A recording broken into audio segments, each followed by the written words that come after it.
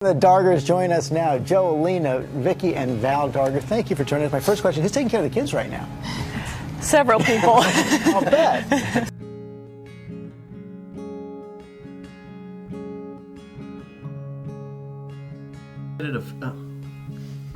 Take 4. So right now in Utah, it's a third-degree felony to actually cohabitate and purport to be married, which means the fact that I call each of these wives rather than a mistress is what has me committing a felony. So for me, it's a free speech element.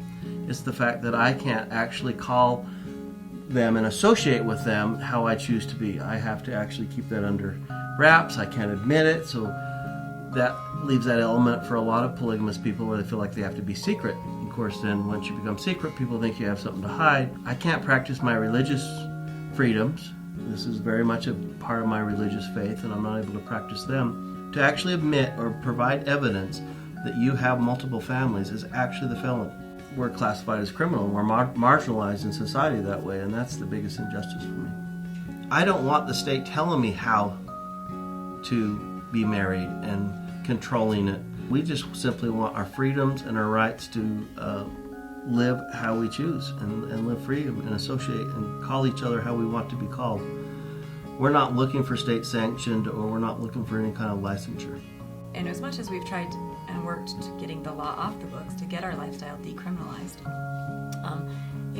there's a lot of obstacles in that way, and a lot of people that don't want to see that happen. And there is a lot of, just because it's still illegal, it's all right to treat people as a second-class citizen or not let them have a job or deny them housing. So it has a huge impact on us being pushed to the edge of society. Coming out public, the biggest impact for me was financial.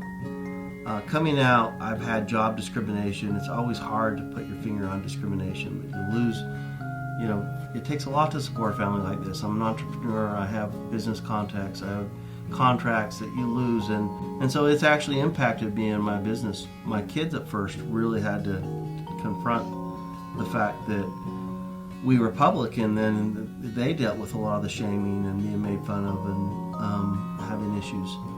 We've turned that around now.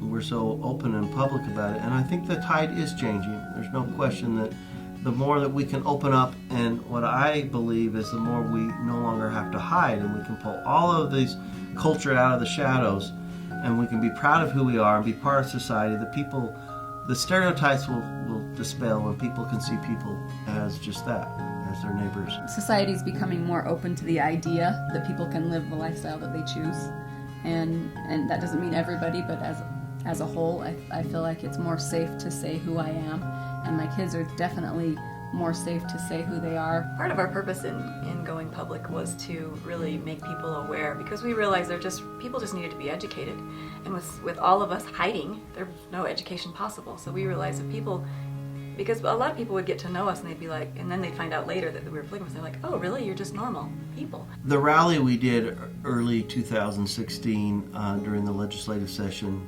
was really impactful for me, because I watched people show up that historically wouldn't even show up publicly with both their wives. The rally was a big risk at the time, because we didn't know if we would get our people to show up. Historically, we've been told to be quiet and don't put your head up. We knew that if we're going to have any impact, we needed to have it personal. We needed them to see that it impacted a population that is not criminal, that we're really criminalized innocent people. So when people talk about polygamy, they immediately think of FLDS or Warren Jeffs. It's probably the most predominant and known polygamous sect. People like us, which we consider ourselves independent, we don't belong to any church or any particular church. We just practice our faith within our family. And there are many other families like us that we continue to find and meet and come to know and associate with.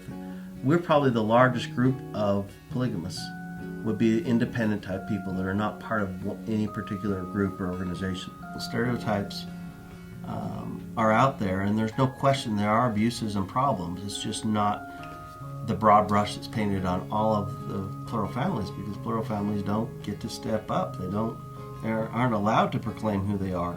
It's against the law. For us, what we'd like to accomplish is that we are decriminalized, meaning we can live freely and associate and proclaim who we are.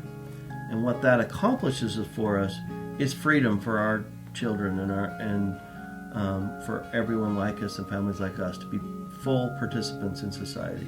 I grew up with a lot of fear, and it's been generational. My grandparents lived polygamy and dealt with what they dealt with. So if we could decriminalize the law, my children can grow up and they can be free to choose what they want to choose, whether that's a polygamous relationship or not, and they can come out from under that fear that was so strong for me growing up.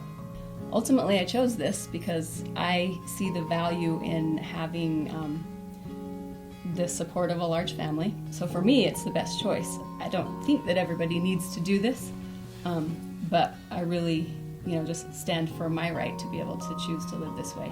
We did do a rally many, many years ago, before when my oldest was 13. And one of the things that he said in his speech was, people think that we're abused and we're oppressed, and it's true we are, but it's by our teachers and our peers. And that was a pretty strong comment. For me, this has been a very personal journey, and it started in 2001 with the death of my daughter. And we buried a daughter, and in that moment we had the state investigate us for polygamy and question us as parents. And that was when I really got the power of the state and the injustice that this law was. I grew up with it, but I realized this is untenable. This does not work, and I could not be quiet anymore. It's time for our children and our grandchildren to have a different future. Have one where we are free, where we can practice our faith, and we can be the family that we are in a way that is part of society, the way this country was organized to be. I'm a very strong believer in the Constitution, and we want to take part in that, and we want to stand up for our rights, and we won't stop until we get